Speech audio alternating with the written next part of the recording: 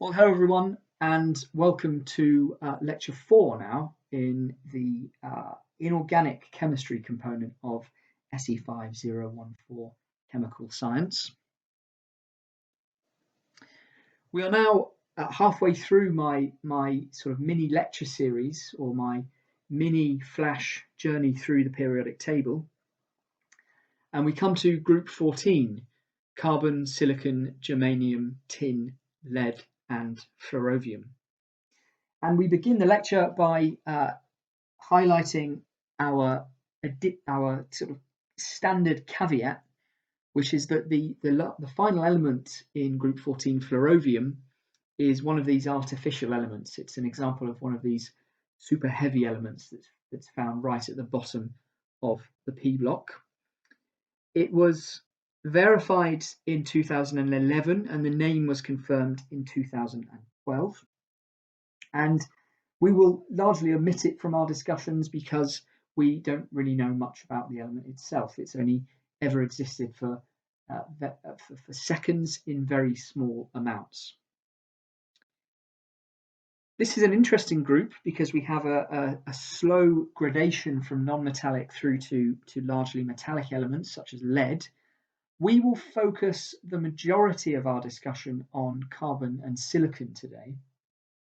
And the discussion that will center around carbon will be from the perspective of inorganic materials chemistry. So I'm not interested in the organic chemistry behavior of carbon. You get enough of that in the organic chemistry modules for this course. We're going to focus on carbon from a very kind of materials chemistry perspective. So there's no mechanistic organic chemistry here. As I said, we observe a gradation from carbon, which is non-metallic, through to lead, which behaves mainly as a metal. There is a diagonal line, as you know, through the P block, and it passes through this group between silicon and germanium. It's important to remember that distinction isn't necessarily distinctive for any given group, and indeed there are examples in which either of these compounds, either of these elements, can behave as metals and non-metals. Depends on the chemical environment in which they find themselves. The occurrence of the elements is seen in the graph on the left there, silicon being highly abundant in the Earth's crust. There are crystalline allotropes of carbon found as diamond and graphite. And you normally find diamond in igneous rocks, where they need a lot of high pressure and temperature to form. And the Kimberley volcanic pipes in South Africa are a key source of diamond. Another allotrope of carbon is an amorphous one, and a good example of that is coal. Carbon dioxide, or carbon, is found in the Earth's atmosphere in the form of carbon dioxide, and clearly very important for photosynthesis, but it's not a major carbon source in the atmosphere, although us humans are soon seeing to that problem. Fullerenes occur naturally in deposits in Australia, New Zealand and North America, and we will talk about the structure of the fullerenes later on in this lecture.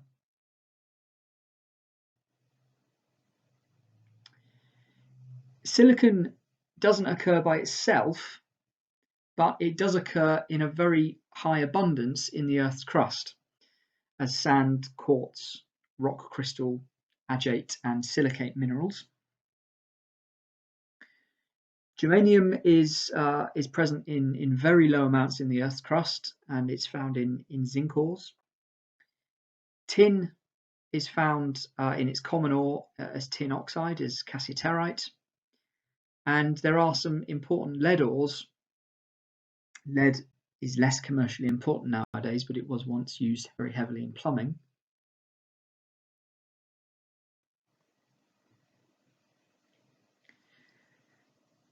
We tend to supplement natural sources of graphite these days by making it ourselves. It's also interesting to note that around about 95% of diamonds for industrial use in the US were synthetic or are synthetic. It's possible to extract silicon from silicon dioxide from its ore in an electric furnace. You can extract germanium from flue dusts, which is collected by extracting zinc from its ores, and tin can be obtained also from its oxide ore by reduction with carbon in a furnace.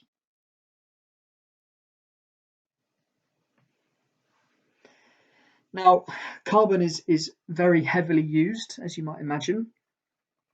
It's used in diamond, or it's found as its crystalline allotrope in diamond. This is the hardest natural substance. It's used in gemstones, and it's because it's so hard, it's used as cutting tools and abrasive materials. Another allotrope of carbon, graphite, and we'll look at the structure of these as we progress through this lecture, possesses a layered structure, and it's got a very high thermal stability and a high electrical conductivity, which makes it ideal for use in battery materials. And we looked at some battery materials in the very first lecture when we were looking at group 1. And just to point out there that in 2010 the Nobel Prize was awarded to 2 researchers who managed to isolate a 1-atom thick sheet of graphite called graphene. And graphene is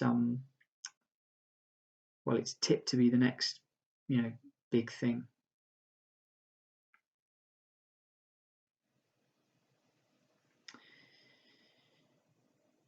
Carbon in other forms then. Carbon black is commercially very important. It's manufactured by the partial combustion of hydrocarbons. You can see in the SEM images on the top left of the slide there that it has a very well defined morphology. It's composed of small aggregates.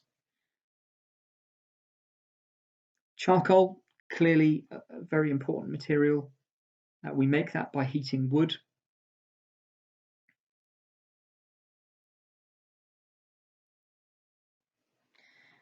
Silicon is used as an alloy material in the steel industry, but it also has a lot of application in the electronic and semiconductor industries, and silicon dioxide is the main component of glass and sand.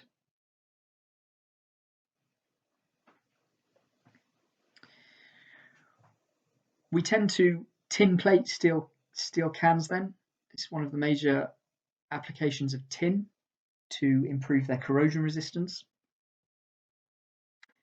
Tin is used in glass manufacturing called a manufacturing process called the Pilkington process. And this is a really interesting process where they float molten glass on molten tin to produce a pristinely flat surface. And I would recommend that you take a look at that YouTube link because it shows how the Pilkington process works. How they found out that you can float molten glass on molten tin to produce a flat surface is, I don't know, but it's a very interesting process.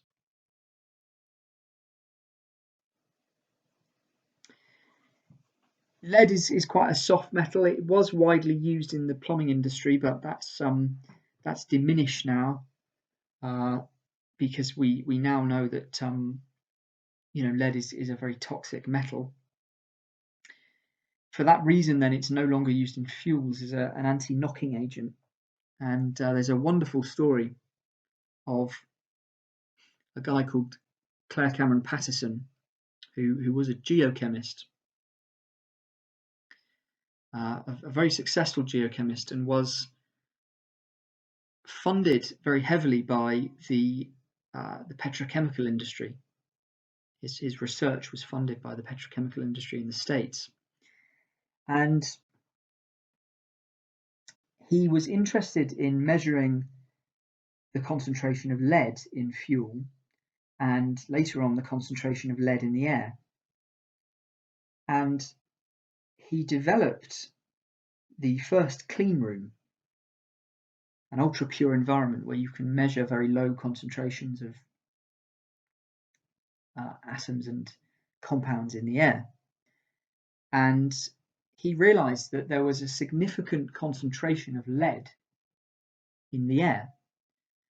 And he published a paper showing this and positing that lead in the atmosphere was coming from lead in fuels. And he stuck by this for the rest of his career. And he's one of the reasons why we don't use lead in fuels anymore, because it was realized that it was in the air and it was a highly toxic metal. But what's interesting about Claire Cameron Patterson is that he did this in the face of the petrochemical industry, and they axed all of his funding and put severe pressure on him to kind of U-turn on his original publication.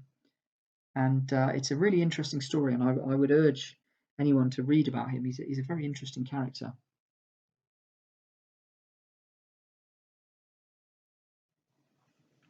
Okay, let's have a look at some allotropes of carbon, because I want to focus on carbon very much in this lecture. First off is diamond, where we've got each carbon atom tetrahedrally cited. We know this is a very rigid structure. It's one of the hardest materials known to man. And interestingly, it's not the most thermodynamically favourable form of carbon. The actual the most thermodynamically favourable form of carbon is graphite. So at room temperature, the diamond will actually slowly transform into graphite. Clearly, the cost of diamond versus graphite is wildly different.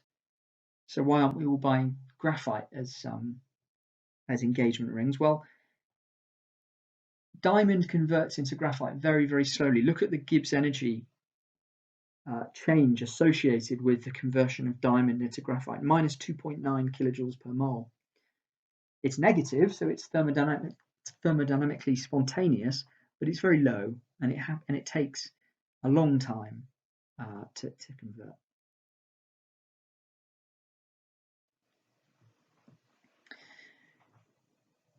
Diamond has a higher density than graphite.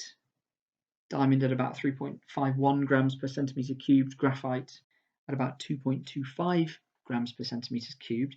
You can make diamond from graphite if you treat it under very high temperatures and very high pressures.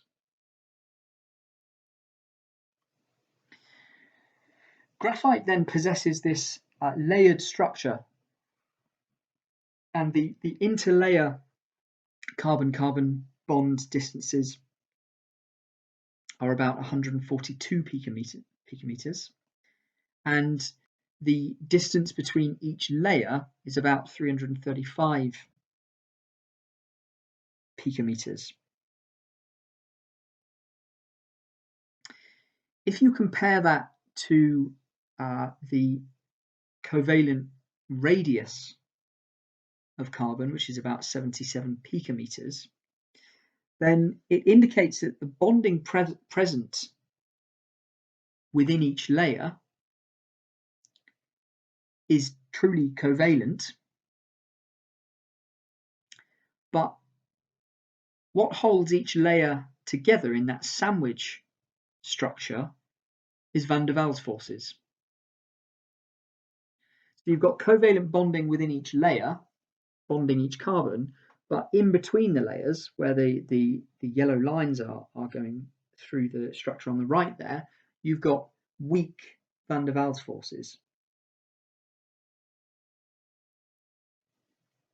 And because of that, graphite cleaves very easily, because the only thing that holds those layers together are weak van der Waals forces. You can cleave a layer very easily. and it's actually used as a lubricant.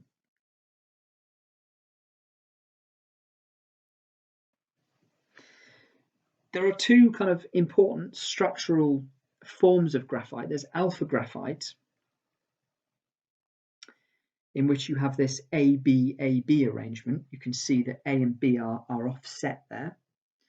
And you can easily convert that to beta graphite by grinding the material.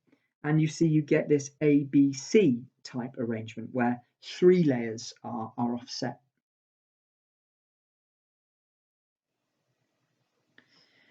Now, the electrical conductivity of alpha graphite is direction dependent. So let's have a look at some values here.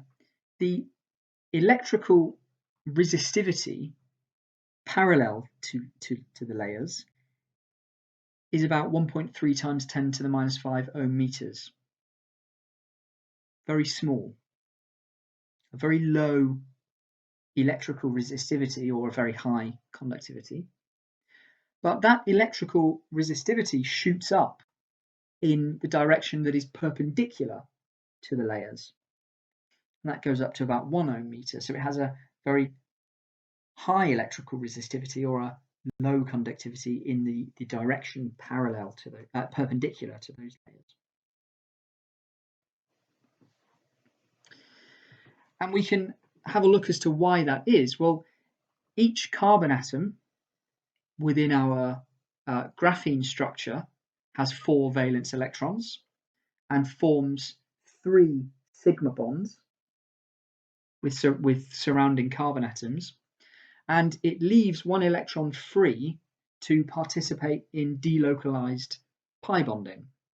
So each carbon atom is sp2 hybridized in this system. What it leaves then are these molecular pi orbitals that extend over the entire layer structure, parallel with the layer. And whilst the bonding molecular orbitals are fully occupied, there's a very small gap between the bonding molecular orbitals and the anti-bonding molecular orbitals. So it allows electrons to move very freely within the layers through these pi orbitals. And it's found that the electrical conductivity in the direction parallel to these layers approaches that of a metal. So that's quite amazing, right? If you think about that's just a structure composed of carbon and hydrogen, or carbon, and we have an electrical conductivity that approaches a metal because of those molecular pi orbitals that extend over these layers. Now, if you compare that to the electrical resistivity of diamond, which has a resistivity of around 1 times 10 to the 11 ohm meters, it's wildly different. So diamond is a fantastic insulator, a very poor conductor of electricity. Graphite is a very poor insulator, but a great conductor of electricity. So all we've done here is change the allotrope. We've just changed the way in which carbon atoms are arranged in the structure, and we have this huge impact on the ability of the material to conduct electricity by tens of orders of magnitude.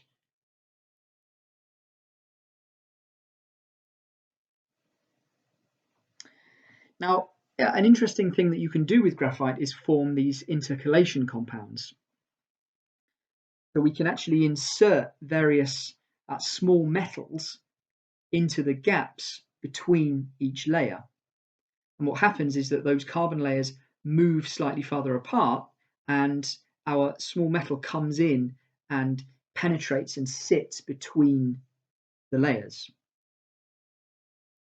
And there are 2 general types that you can synthesize. The first is if you reduce the graphite by a small metal, and they do have to be quite small metals because they've got to get in between those gaps. Any of the group 1 metals will sit in there. Calcium, strontium, barium, and some heavier lanthanoid metals. Or you can oxidize graphites by using bromine or nitric acid.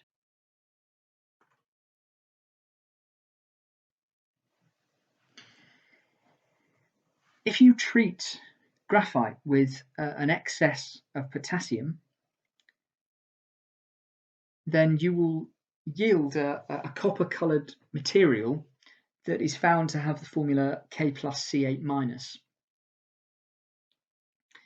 And the presence of a potassium ion in between the layers, you can see that's denoted by the blue dots in the diagram there, changes the structure of graphite.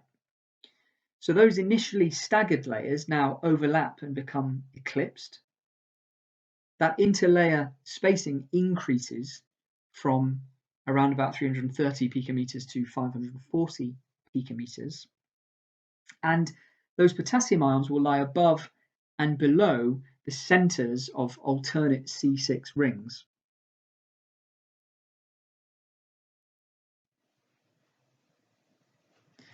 And unsurprisingly then, the electrical conductivity of KC8 is greater than alpha graphite alone. So by adding in these potassium ions, we can increase the electrical conductivity of graphite even further. And that makes sense because what we're doing is we're adding electrons to a delocalized pi system. More electrons in that delocalized pi system will increase the conductivity. Now, all of these are incredibly reactive and they will ignite in air. So they're not much use, in terms of the application of battery technology, for example.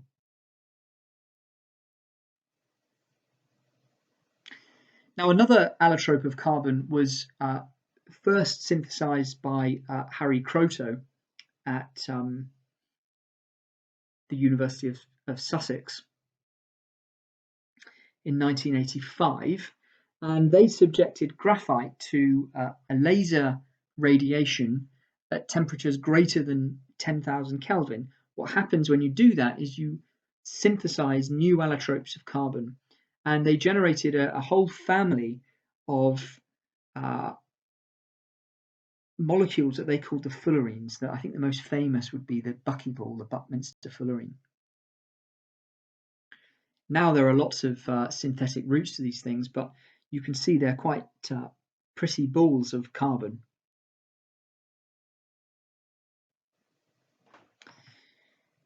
And you can synthesize these things. A well-published synthetic route is via the Kretschmer-Huffman method.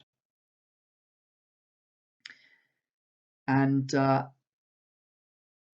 you essentially take a packed graphite rod and subject it to a plasma under an inert atmosphere of either helium and nitrogen. And a vapor is formed that you then condense and extract into benzene, and you can then use a separation column, so chromatography, to separate the C60 and C70 buckyballs.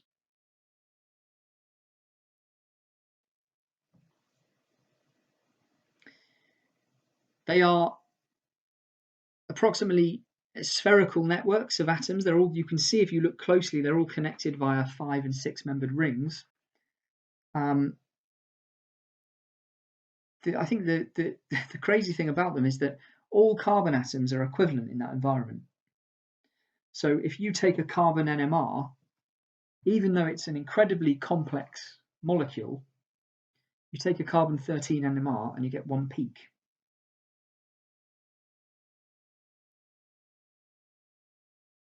Must have been a surprising result when they looked at the first NMR spectra of that compound when they made it and saw one peak and thought, what the hell is going on here?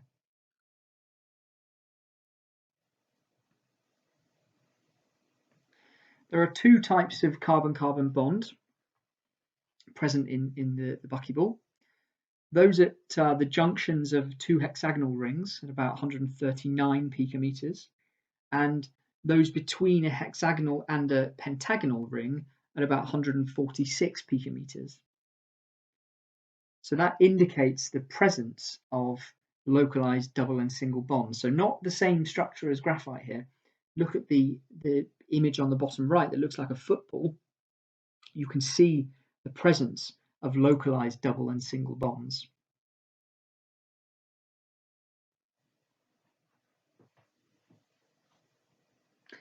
Another allotrope of carbon is the carbon nanotube, and these are cylindrical nanostructures, and they're formed by a layer of hexagonally arranged carbon atoms that are rolled into a cylinder.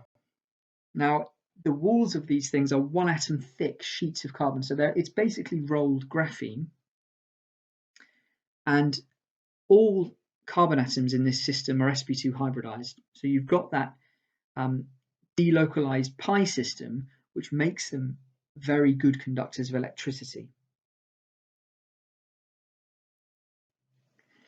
You can make them, it's quite a specialist process to make them. You prepare a substrate with a layer of metal catalyst particles, usually nickel, cobalt, or iron is used. And the diameter of that metal catalyst particle dictates the diameter of your carbon nanotube. You heat that substrate to 700 degrees Celsius, and you do that under an inert atmosphere, and you bleed in some carbon-containing gas. Actually, acetylene is usually used.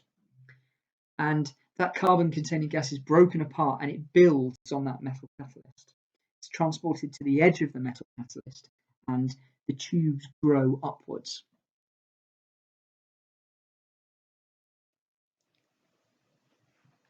Okay, so I just want to very briefly finish by considering the chemistry of silicon and its mixtures with aluminium. Silicon dioxide is an involatile solid, and it occurs in lots of different forms, and they're all constructed from tetrahedral SiO4 building blocks. Each SiO4 unit then is connected to the next by sharing an oxygen. So you get these silicon-oxygen-silicon bridges throughout the compound. And there are lots of different polymorphs here. So by a polymorph, we mean any substance or material that forms different types of crystal structures.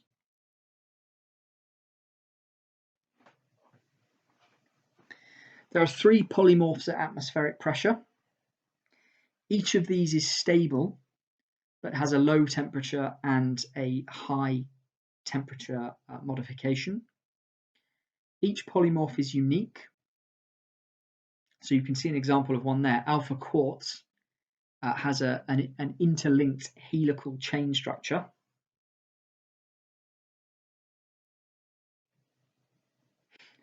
You can transition between the polymorphs, but it requires quite high temperature.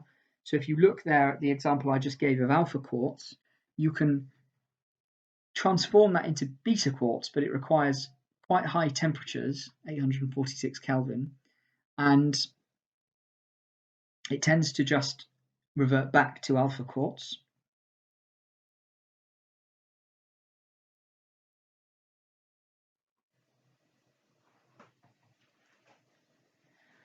You can form silicates, which are readily formed by the fusion of silicon dioxide and metal hydroxide, oxides, or carbonates. Sodium silicate is a good example.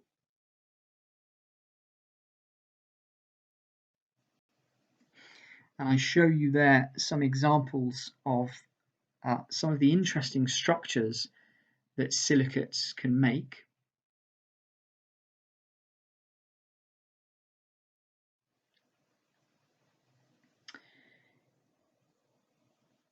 Aluminosilicates are minerals that are composed of aluminium, silicon, and oxygen. A good example being kaolinite.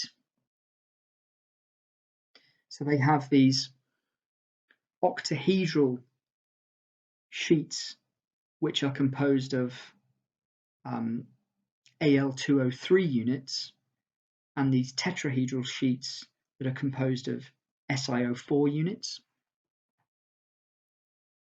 Clays are a good example of aluminosilicates.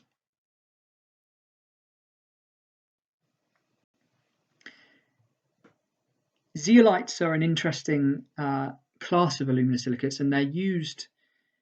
There's been a lot of research done on zeolites over the last, I would say, 15 to 20 years as potential materials for the removal of greenhouse gases and that kind of thing from the atmosphere.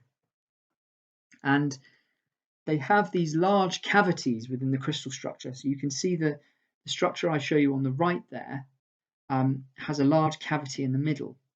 And importantly, these cavities can accommodate cations, but they can also accommodate small molecules. The most important one that I show you there is carbon dioxide. So a lot of research has gone into zeolites over the past maybe 10 to 15 years as potential materials for the removal of carbon dioxide from the atmosphere.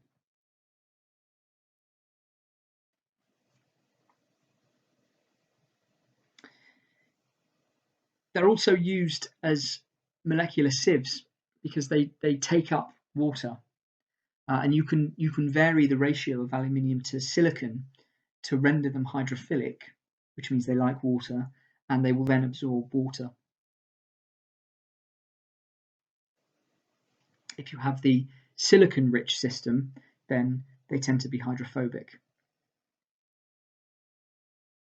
And you can see there, there's an example of this zeolite, ZSM5, which catalyzes the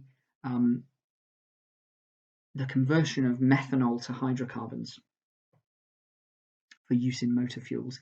There's a paper there if you wish to read further. Cyloxanes and polysiloxanes, another interesting aspect of silicon chemistry. If you hydrolyze methyl silicon chlorides, then you yield something called a siloxane. And these are oligomeric products containing tetrahedral groups in which the oxygen atom forms a bridge between two tetrahedral silicon groups. And you can either get very long rings or chains of these compounds. So they're essentially the chains are like polymers, silicon containing polymers. And there's a range of structures and applications. I think I'm going to show you one application of polysiloxanes.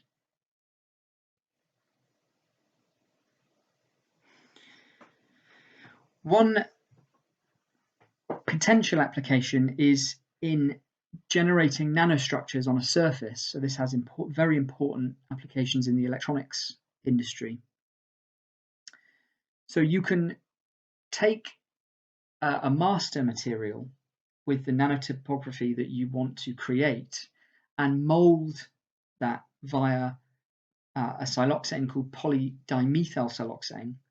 So you pour that over the surface of your nanostructures and you allow the siloxane to cure and set to polymerize. And when you remove that polydimethyl siloxane mold, you then have an exact replica of the nanostructure that you were trying to imprint. And there's some of the chemistry of what happens when you cross-link these siloxane compounds.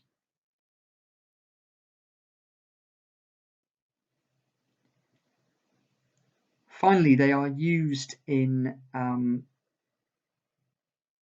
anatomical preservation.